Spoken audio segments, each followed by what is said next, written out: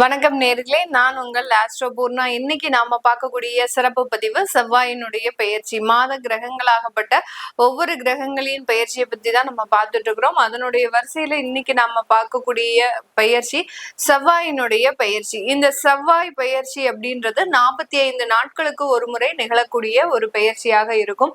இப்போதைக்கு செவ்வாய் பகவான் அந்த மீன ராசியில இருக்கிறார். காலபுருஷனுக்கு 12ஆம் இடமான அந்த சனியோடு சேர்ந்து செவ்வாய் இருக்கிறார். இந்த செவ்வாய் ஆகப்பட்டவர் வரக்கூடிய மே மாதம் 12ஆம் தேதி மேஷ ராசிக்கு பெயர்ச்சி ஆகிறார். மேஷ ராசி அப்படின்றது பாத்தீங்கன்னா செவ்வாயினுடைய ஆட்சி வீடு, சொந்த வீடாக இருக்கு. அந்த சொந்த வீட்டுக்கு வரக்கூடிய அந்த செவ்வாயினுடைய தன்மை தனித்து செயல்படக்கூடிய ஒரு நேரமாக தான் இருக்க போகுது. இது வரைக்கும் அந்த செவ்வாய் பாத்தீங்கன்னா ராகுவோட பயணித்தும் சனியோட பயணிக்கும் போதும் அந்த போர்க்கால நிகழ்வுகள் அப்படின்றது உலக அளவில் அதிகமாக இருந்தது.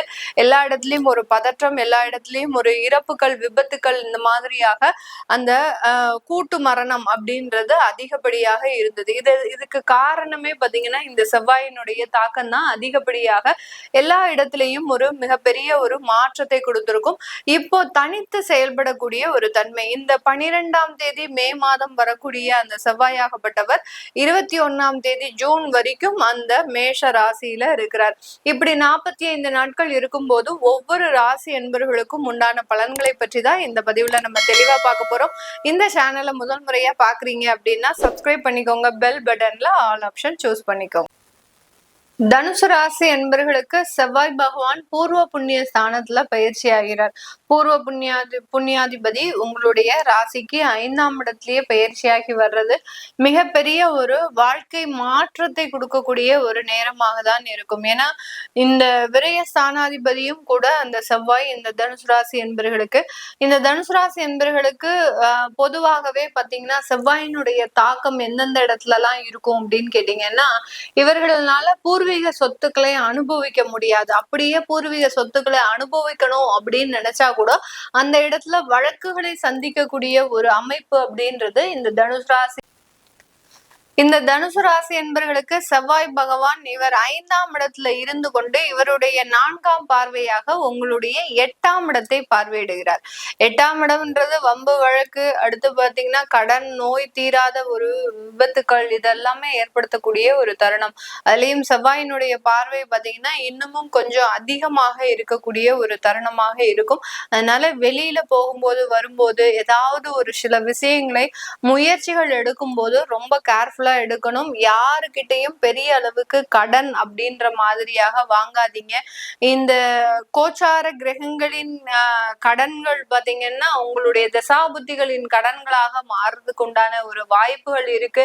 அதனால வெளியிடத்துல பெரிய அளவுக்கு கடன் வாங்குறத இந்த தனுசு ராசி என்பர்கள் இந்த 45 நாட்கள்ல தவிர்க்கக்கூடிய ஒரு அமைப்பாக இருக்கு. அதே மாதிரி பாத்தீங்கன்னா சொந்த சொத்துக்கள்ல ஏதாவது ஒரு வழக்குகள் இருக்கு அப்படின்னா அதெல்லாமே நீங்க தாராளமாக ப்ரொசீட் பண்ணலாம். ஏன்னா பண்ணும்போது ஆட்டோமேட்டிக்காக அதுல இருந்து ஒரு வெற்றி அப்படின்றது கண்டிப்பாக கிடைக்கக்கூடிய ஒரு நேரமாக தான் இந்த தனுசு ராசி என்பவர்களுக்கு கிடைக்கும். ஏன்னா அவர் 5ஆம் இடத்துல இருந்துதான் உங்களுடைய 8ஆம் இடத்தை பார்க்கிறார். அதனால வழக்குகள் மூலமாக வெற்றியை அடையக்கூடிய ஒரு ஸ்தானத்தை இந்த தனுசு ராசி என்பவர்கள் இந்த 45 நாட்கள்ல பெறக்கூடிய ஒரு நேரமாக இருக்கும். ஏற்கனவே ஏதாவது ஒரு வழக்குகள்ல இருக்கிறீங்க, தேவையில்லாத ஒரு வழக்குகள்ல இருக்கிறீங்க. நிறைய தனுசு ராசி என்பவர்கள் கடந்த காலத்துல பாத்தீங்கன்னா ஒரு 6 மாதத்துக்கு முன்னாடி வெளியில எங்கேயாவது போகும்போது கார்ல ஏதாவது ஒரு விபத்து ஏற்பட்டு இருந்தது, அதுல யார் மூலமாவது ஒரு வழக்கு வந்திருக்கு அப்படின்னா அதெல்லாம் இன்னும் ரன் ஆயிட்டு இருக்கும். அதெல்லாமே இந்த காலகட்டத்துல உங்களுக்கு முடியறதுக்கு உண்டான ஒரு தருணமாக தான் இந்த தனுசு ராசி என்பவர்களுக்கு இருக்க போகுது. இந்த காலகட்டம் அவர் இந்த தனுசு ராசி என்பவர்களுக்கு அவருடைய 7ஆம் பார்வையாக உங்களுடைய 11ஆம் இடத்தை பார்க்கிறார். அதனால சொத்துக்கள் மூலமாக வளர்ச்சி, சொத்துக்கள் மூலமாக செகண்ட் சோர்ஸ் ஆஃப் இன்கம், இது எல்லாத்தையுமே நீங்க பெறக்கூடிய ஒரு நேரமாக தான் இந்த ராசி என்பவர்களுக்கு இந்த செவ்வாய் பெயர்ச்சி அதிகப்படியான ஒரு வளர்ச்சிகளை சொத்துக்கள் மூலமாக கொடுக்கறதுக்கு உண்டான ஒரு நேரமாக இருக்கும். தொழில் ரீதியான வாய்ப்புகள், எக்ஸ்போர்ட் சம்பந்தப்பட்ட வாய்ப்புகள், கன்சல்டன்சி வாய்ப்புகள், அடுத்து பாத்தீங்கன்னா நீங்க சும்மா ஒரு இடத்துல போய் எப்பமாவது பேசிட்டு வந்திருப்பீங்க, இப்போ அதற்குண்டான சில ஆப்பர்ச்சுனிட்டிஸ் எல்லாம் இந்த தனுசு ராசி என்பவர்களுக்கு மிகவும் வரக்கூடிய ஒரு நேரமாகவும் தான் இருக்கும். ஏதோ ஒரு இடத்துல ஏதாவது ஒரு சொல்லி வச்சது இப்போ அதன் மூலமாக எல்லாம் ரெஃபரன்ஸ் அப்படின்றது உங்களுக்கு தொழில் ரீதியாக வரக்கூடிய ஒரு நேரமாக தான் இந்த தனுசு ராசி என்பவர்களுக்கு மிகவும் ஒரு தொழில் ரீதியான ஒரு வளர்ச்சிகளையும் பொருளாதாரம் ரீதியான சில வளர்ச்சிகளையும் கொடுக்கக்கூடிய ஒரு ஸ்தானம். இந்த 8ஆம் இடம் அப்படின்றது பாத்தீங்கன்னா 8ஆம் இடத்தை பார்க்கும்போது இந்த இடத்துல ஒரு சின்ன ஒரு ராஜயோகத்தையும், அதாவது ராஜயோகத்தையும், கெட்டவன் கெட்டிடில் கிட்டிடும் ராஜயோகம் அப்படின்ற மாதிரியாக இந்த தனுசு ராசி என்பவர்களுக்கு இந்த செவ்வாய் பகவான் மறைவு ஸ்தானாதிபதியும் கூட, அதாவது விரயஸ்தானாதிபதியும் கூட. அந்த விரயஸ்தானாதிபதி 8ஆம் இடத்தையும் பார்க்கும்போது சில இடத்துல உங்களுக்கு சில அதிர்ஷ்டங்கள்லாம் வர்றதுக்குண்டான ஒரு வாய்ப்புகளும் கிடைக்கும். எந்த இடத்துல நீங்க வேலை கிடைக்காது அப்படின்னு நினைச்சீங்களோ அந்த இடத்துல திடீர்னு உங்களுக்கு வேலை கிடைக்கும். அந்த இடம் கிடைக்கும் போது அதை யூஸ் பண்ணிக்க முடியாத ஒரு சூழ்நிலையிலையும் இந்த தனுசு ராசி என்பவர்கள் முழுமையாக இருக்கக்கூடிய ஒரு தருணம். அதனால வாய்ப்புகள் வரும்போது பயன்படுத்தக்கூடிய ஒரு சூழ்நிலையில தான் இந்த தனுசு ராசி என்பவர்கள் இந்த 45 நாட்கள்ல இருக்க போறீங்க.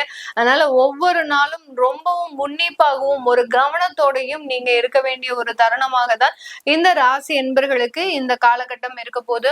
இந்த இடத்துல பாத்தீங்கன்னா வேலை வாய்ப்புகள் அப்படின்றது பாத்தீங்கன்னா மிக அதிக அளவுல கிடைக்கக்கூடிய ஒரு நேரம் தான். நிறைய பேருக்கு வேலையும் கிடைக்கும், வேலை இழப்புகளும் இருக்கும். அதே நேரத்துல பாத்தீங்கன்னா ஒரு இடம் விட்டு இடம் மாறக்கூடிய ஒரு சூழ்நிலையும் இந்த இடத்துல நடக்கும். அடுத்து பாத்தீங்கன்னா குழந்தைகள் சம்பந்தப்பட்ட விஷயத்துல அவர்கள் உங்களை விட்டு பிரிஞ்சு இருக்கிறதுக்கு உண்டான ஒரு தருணமும் இந்த தனுசு ராசி என்பர்களுக்கு இருக்க போகுது. ஏன்னா இந்த தனுசு ராசி என்பர்களுக்கு 5ஆம் இடம், அந்த குழந்தை புத்திர பாக்கியத்தை கொடுக்கக்கூடிய ஒரு ஸ்தானம், 8ஆம் பார்வையாக 8ஆம் இடத்தையும் பார்க்கறதுனால அந்த குழந்தை பிரிவு அப்படின்றது கண்டிப்பாக இருக்கும். அந்த குழந்தை பிரிவுனால ஏற்படக்கூடிய சில மன சஞ்சலங்கள் அப்படின்றது மிக அதிகப்படியாக இருக்கக்கூடிய ஒரு நேரமாக தான் இந்த தனுசு ராசி என்பவர்களுக்கு இருக்க போகுது.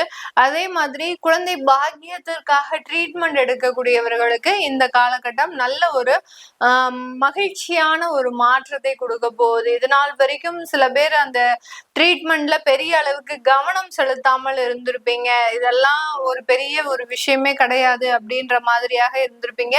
இப்பதான் உங்களுக்கு அதை பத்தியான ஒரு உண்மையான ஒரு புரிதல் இருந்திருக்கும். அதற்குண்டான சில முயற்சிகள் நீங்க ஈடுபடுவீங்க. அது ஒரு நல்ல ஒரு பாசிட்டிவான ஒரு விஷயத்தை இந்த தனுசு ராசி என்பவர்களுக்கு குழந்தை ரீதியான விஷயத்துல நல்ல ஒரு சேஞ்சஸை கொடுக்கும்.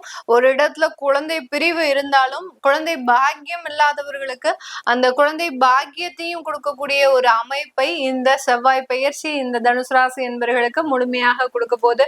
இது எல்லாமே நம்ம கோச்சார நிலவரப்படி பலன்களை கணிச்சு சொல்லியிருக்கிறோம். இந்த காலகட்டம் இந்த ராசி என்பர்களுக்கு ராகு அல்லது குரு திசை நடக்கக்கூடிய ஒரு நேரமாக இருக்கும். ராகு எல்லாம் பாத்தீங்கன்னா அதிகப்படியான ஒரு பொருளாதார வளர்ச்சியை கொடுக்கும். ஆனா உங்க பக்கத்துல யாருமே இருக்க மாட்டாங்க, உங்களுக்குன்னு ஆறுதல் சொல்றதுக்கு யாருமே இருக்க மாட்டாங்க. குரு திசை அப்படின்லதான் பாத்தீங்கன்னா தொழில் செய்ய முடியாத ஒரு காலகட்டங்களாக இருக்கும். குரு திசை எல்லாம் வந்துருச்சு அப்படின்னாலே பாத்தீங்கன்னா தொழிலுக்கு ஒரு தகுந்த ஒரு தசா புத்தி குரு திசை கிடையாது. எல்லா இடத்துலயும் ரொம்ப அட்வைஸ் பண்ணிக்கிட்டே இருப்பீங்க, ஆனா உங்களால உங்களுடைய தொழிலை செய்ய முடியாத ஒரு சூழ்நிலை அப்படின்றது கண்டிப்பாக இருக்கும். இந்த மாதிரியான திசா புத்திகள்ல உங்களுக்கு எந்த மாதிரியாக இந்த செவ்வாய் பயிற்சி ஒரு இம்பாக்ட கொடுக்க போகுது உங்களுடைய லைஃப்ல அப்படின்னு பார்க்கணும், தெரிஞ்சுக்க விருப்பப்படுறவங்க கீழே இருக்கிற நம்பருக்கு வாட்ஸ்அப்ல அப்பாயின்மெண்ட் வாங்கிக்கிட்டு நீங்க கன்சல்ட் பண்ணிக்கலாம். உங்களுடைய குழந்தைகளுக்கு ஜாதகம் எழுதணும், நியூமராலஜி படி பெயர் வைக்கணும்னு நினைக்கிறவங்களும் கீழே இருக்கிற நம்பருக்கு வாட்ஸ்அப்ல மெசேஜ் அனுப்புங்க. அதற்குண்டான விவரங்கள் தெரிய வரும். உங்களிடமிருந்து விடைபெறுவது உங்கள் ஆஸ்ட்ரோ பூர்ணா. நன்றி, வணக்கம்.